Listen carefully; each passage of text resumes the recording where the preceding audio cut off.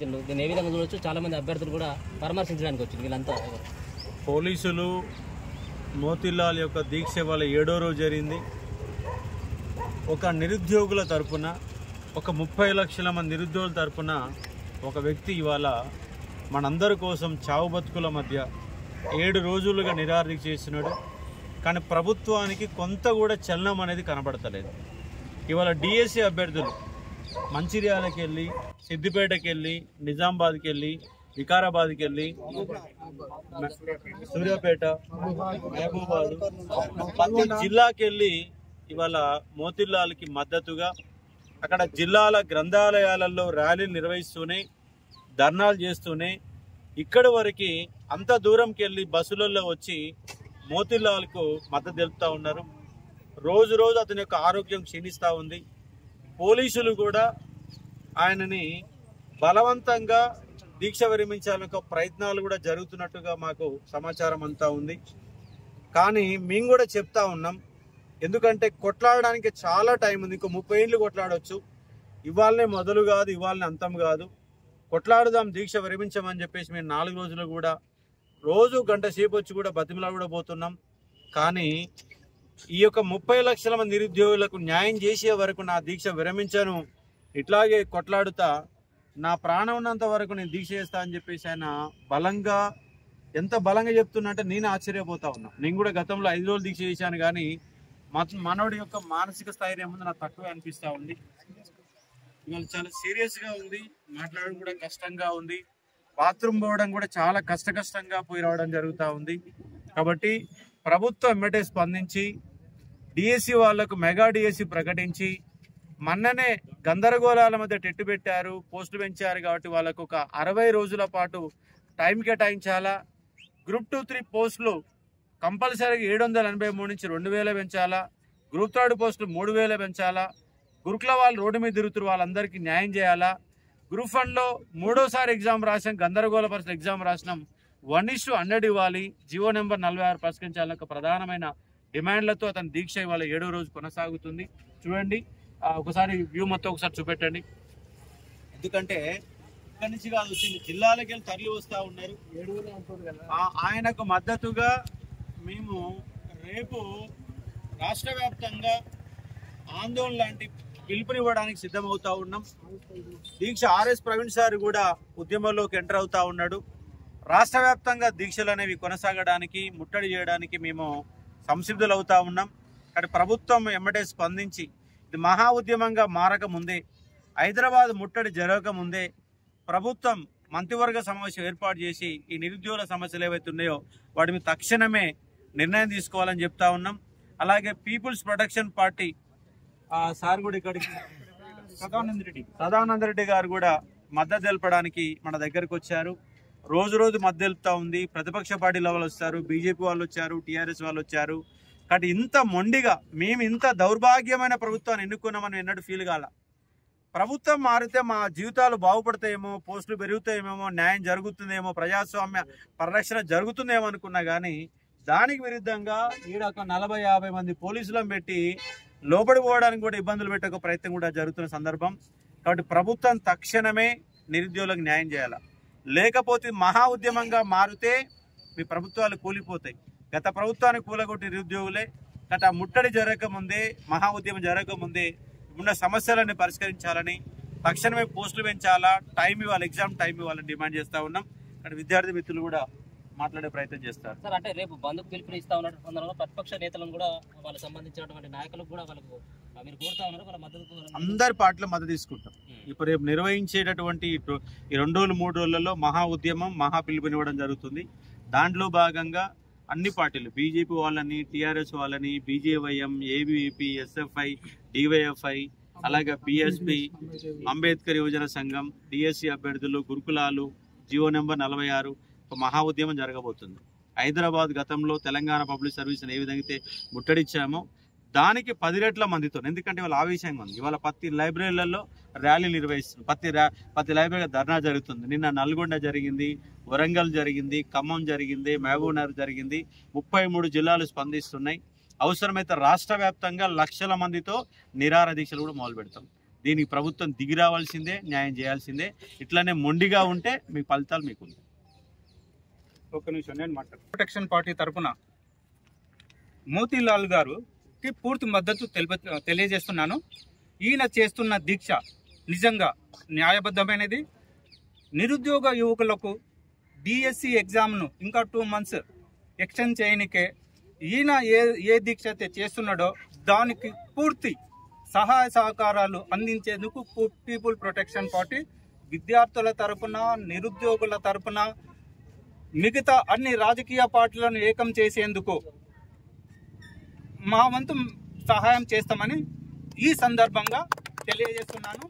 అంతేకాక ఈ విద్యార్థులు ఏదైతే న్యాయమైన కోరికను కోరుతున్నారో ప్రస్తుత ప్రభుత్వము వీరి కోరికలను తీర్చకపోతే వచ్చే ఎలక్షన్లలో తప్పకుండా ఈ పార్టీ ఈ ప్రభుత్వం తుడిచిపెట్టుకుపోగలదని నిర్భయంగా నిర్మోహమాటంగా చెప్తున్నాను.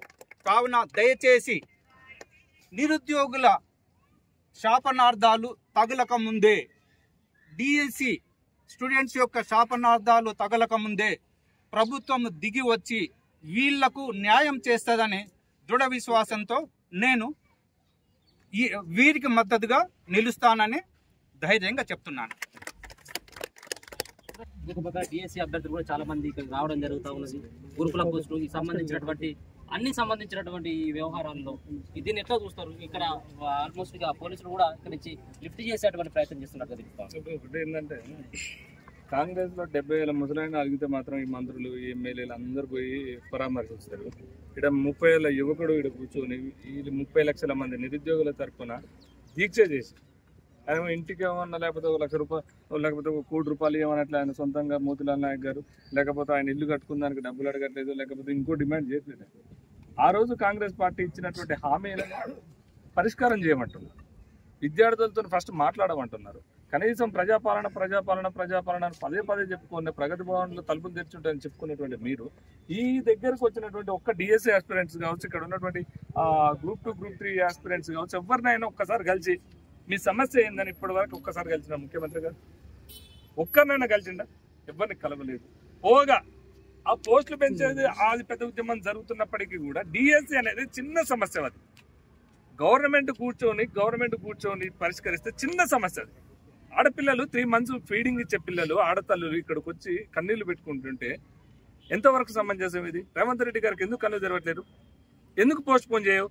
నీ చేసిన తప్పిదం, నువ్వు చేసుకున్నటువంటి తప్పిదానికి వాళ్ళని ఎందుకు బలి పరిశీలన చేస్తున్నావు? ఆల్రెడీ అక్కడ మధ్యాహ్నం ఈ టెట్ రిజల్ట్ ఇచ్చిన తర్వాత డిఎస్సి ఎగ్జామ్ కి టెట్ రిజల్ట్ కి 20 days లేదు. మధ్యలో చాలా ఎగ్జామ్స్ ఉన్నాయి. హాస్టల్ వార్డెన్ అని చెప్పేసి ఇంకో ఎగ్జామ్ అని ఇంకో ఎగ్జామ్. ఇది అయిపోగానే మళ్ళీ గ్రూప్స్ ఎగ్జామ్స్ ఉన్నాయి. సో ఇందులో డిఎస్సి ఆస్పిరెంట్స్ అన్న రోబోలు కాదు కదా, ఇట్లా బుక్ తిప్పేస్తే అయిపోదు కదా. వాళ్ళు ప్రిపేర్ కావాలి. ఒక జాబ్ వస్తే ఒక జాబ్కి గతంలో ఒకే జాబ్కి టీచర్ జాబ్కి అయితే వాళ్ళే ప్రిపేర్ అయ్యాలి, బీఈడి కాబట్టి డిఈడి కాదు. కానీ ఇప్పుడు ఉన్నటువంటి వ్యవస్థలో ఏ జాబ్కైనా ప్రిపేర్ అయితే ఏదో ఒకటి 4 రాళ్ళేస్తే ఏదో ఒక రాయి దాకుద్దని ఆలోచించినటువంటి పరిస్థితి ఉన్నది. ఇవాళ పోస్టులు పెంచమని 25,000 పోస్టులు పెంచుతామని చెప్పినటువంటి మీరే ఆ మినిస్టర్ ఏమో ఇక్కడ చావు బతుకులు ఒక విద్యార్థి ఉంటేనో ఇక్కడ పట్టించుకోకుండా ఆడ సినిమాలు చూస్తాడు. ఓడోం ఢిల్లీలో పోయి పంతాడు, ఓడోం యాడో పంతాడు. ఎక్కడుంది చెన్నూరు, ఎక్కడుంది అచ్చంపేట, ఎక్కడుంది కోదాడ? ఈ మారుమూల గ్రామాల నుంచి, మారుమూల ప్రాంతాల నుంచి హైదరాబాద్కి నిరుద్యోగులు తరలి వస్తుంటే, మోతీలాల్ నాయక్ సపోర్ట్గా వస్తుంటే హైదరాబాద్ నడుబొడ్డున్నటువంటి కాంగ్రెస్ నేతలకు ఎందుకు కనపడట్లేదు? ఏడబోయింది నీ అద్దంకి దయాకర్, ఏడబోయింది నీ బల్మూరు వెంకటు, ఏడబోయింది నీ ముఖ్యమంత్రి, ఏడబోయింది నీ రాహుల్ గాంధీ, ఏడబోయింది నీ ప్రియాంక గాంధీ. మీ ఆ తీర్మార్మలన్న కూడా తిట్టాలి. ఆయన సుతపుస కాదు, ఇన్ని రోజులు ఏదో అనుకున్నాం. ఏడబోయినది నువ్వు ఏది నీ సమస్య ఏది? ఏడే పరిష్కరించినావు? ఇప్పుడు కోదండరామ్ గారు అప్పుడు ఏమంటారు? కోదండరామ్ గారిని ఎప్పుడు కూడా రెడ్డి అని చెప్పొద్దని చెప్పిండు. ఎందుకు? కోదండరామ్ గారు సామాన్యుని కూడా అందుబాటులో ఉంటున్నాడని, సామాన్యుని కూడా సమస్య పరిష్కారం చేద్దానికి అని చెప్పినావు. మరి ఇవాళ ఏమైంది సార్? నువ్వు అంటే అధికారం వచ్చినంతసేపు, నీకు పదవి వచ్చినంతసేపు నువ్వు కొట్లాడినావు, తిట్టినావు, అన్ని అన్నావు. నీకు అధికారం రాగానే వీళ్ళు డిఎస్ఓలు కనపడితే అడుగు నీతో పాటు ఉద్యమం చేసిన గ్రూప్ నువ్వు కూడా వచ్చినావు కదా ధర్నాకు. అశోక్ సార్ వచ్చిండు కదా, ఆయన ఆ రోజు పోస్ట్ పోన్ ధర్నాకు మాతో కూర్చుండు కదా. అద్దంకి దగ్గర కూడా వచ్చిండు కదా. నీ మీద ఒక్క కేసు కాలేదు, అశోక్ సార్ పోయి జైలు వేసారు నీ మీద. అంటే ఇప్పుడు మీరు చేస్తున్న సంసారం అవుతుడు చేస్తే వ్యభిచారం, ఇదే దుర్మార్గం. ఇట్లా ఈ నియంత కరెక్ట్ కాదు. రేవంత్ రెడ్డికి ఈ ఆడపిల్లలు ఉసురు తాకితే నీకు పాపం మామూలుగా దాకదు. ఆల్రెడీ నీకు ఓటుకున్నోటు కేసు ఉంది, ఇలా పాపం తాకితే ఆయనతో జైలుకి పోతుంది, కవితతో కూర్చోవాల్సి వస్తుంది. ఈ సమస్య పరిష్కరించవాలి. ఎందుకు ఈ ఆవేదన? ఒక నిరుద్యోగి తరపున 30 లక్షల మంది నిరుద్యోగి తరపున పోరాడుతున్నటువంటి మోతీలాల్ నాయకుని ఎందుకు పరామర్శించారు? ఒక గిరిజన బిడ్డ, ఆల్రెడీ సునీల్ నాయక్ అనే ఒక గిరిజన బిడ్డను కోల్పోయినాం ఆ రోజు. మళ్ళీ ఒక గిరిజన బిడ్డ ముందుకు వస్తే మీరు ఎందుకు గవర్నమెంట్ తిరిగి రావట్లేదు? సమస్యలు మీరు ఫస్ట్ విద్యార్థులతో చర్చించండి. ఈ మధ్యన వారది ఎందుకు, చైనా వాళ్ళు గోడ ఎందుకు కడుతున్నారు మధ్యన? ఎందుకంత సీతక్క గారు ఒకప్పుడు ఎట్లా మాట్లాడేది, ఎక్కడో మారుమూల గ్రాంతాలకు ఏదో పంపిణీ చేస్తున్నటువంటి సీతక్క ఇయ్యాలి ఏమైంది? మరి ఇక్కడ హైదరాబాద్ నడుబొట్టుకు వచ్చిన మా గిరిజన బిడ్డల్ని ఎందుకు ఆదుకోలేకపోతున్నాం? ఈ రకంగా చూస్తే నియంత కేసీఆర్ కంటే పెద్ద నియంత రేవంత్ రెడ్డిగా మారిపోయిండు. అధికారం వచ్చినాక, అధికారం రాకముందుకు చాలా చెప్పిండు, అధికారం వచ్చేసరికి మారిపోయిండు, మొత్తం కూడా మారిపోయిండు. కాబట్టి మీ లాగులు దడిచే కాడ మీ లాగులు పడే పలిగేదాకా రప్పించుకోవద్దు. ఈ సమస్య వెంటనే పరిష్కరించండి. ఒకవేళ మోతీలాల్ని బలి తీసుకుందామని చూస్తున్నారా? మీకు ఇంపార్టెంట్ కాదా? యావత్ 30 లక్షల మంది మోతీలాల్ నాయక్ అనుకున్నారు. మోతీలాల్ నాయక్ ఏదో దీక్ష ఒక్కటి చేస్తున్న ఉండొచ్చు. ఇక్కడ ఉన్నటువంటి వాళ్ళు మాత్రం తిరగబడి, ఈ తెలంగాణ గడ్డ మీద తిరగబడే శక్తి ఉన్నది. ఈ తెలంగాణ గడ్డ మీద తిరగబడి బండేడి ఆదిగిరణ్ణి ఆదర్శంగా తీసుకుని వెనక బండి కట్టి 16 బండ్లు కట్టి బండిన పోతావు నా కొడుకు రేవంత్ రెడ్డి సర్కారు అని పాడే పాట రావద్దు. అందుకనే నియంతగా పోయి ఇది చేయదు. వెంటనే ఈ తక్షణమే ఈ డిఎస్సి వాళ్ళది కావచ్చు, గ్రూప్ 2 వాళ్ళది కావచ్చు, ఈ సమస్య పరిష్కరించండి. మీరు పెట్టిన కుంపటే ఇది. ఆ రోజు మీరు ఇచ్చినటువంటి హామీలు ఇవి. మీరు చెప్పినటువంటి హామీలు మీరు చేత కాకపోతే మీలాంటి దద్దమ్మ, మీలాంటి సవటలు ఇంకోటి ఉండా ఇక చెప్పరి. 6 ఏళ్లలో మీ మీద ఎంత వ్యతిరేకత వచ్చిందో మీరు ఒక్కసారి చూసుకొని, మేము ప్రధానంగా డిమాండ్ చేసేది మాత్రం ఖచ్చితంగా ఈ సమస్యలు పరిష్కరించే విధంగా ఉండాలని మేము డిమాండ్ చేస్తాం. ఆల్రెడీ వీళ్ళంతా ధర్నాలు చేస్తేనెవరు, అరెస్ట్ చేస్తేనెవరు, నైటే షెడ్యూల్ ఇచ్చింది. అంటే ముఖ్యమంత్రి తెలవకుండానే ఆఫీసర్ ఇచ్చిందా? మరి మీకు వాళ్ళకి ఏమైనా పడట్లేదా? మరి మీరు అది కూర్చొని పరిష్కరించాలి. వెంటనే దాన్ని విత్డ్రా చేసుకోవాలి. ఆ పోస్ట్ అది వెంటనే విత్డ్రా చేసుకొని టెట్ నార్మలైజేషన్ చేయవైతే నువ్వు కోర్టుకు పోతే నువ్వు నిలబడతావు. కోర్టు ముందు సిగ్గున్న పనికి మాట్లాడు అంటే కోర్టు. మరి అర్థం చేసుకో, మేము కోర్టుకు కూడా పోతున్నాం, వీళ్ళ ఫీల్ కూడా రేపు వేస్తున్నాం ఖచ్చితంగా 100%. ఈ కోర్టు ముందు ఇజ్జత్ పరుగు తీసుకునే ప్రయత్నం చేయకుండా వెనక ఈ రాత్రి లోపు వెనక తీసుకుంటే బాగుంటుందని మేము సూచన చేస్తాం.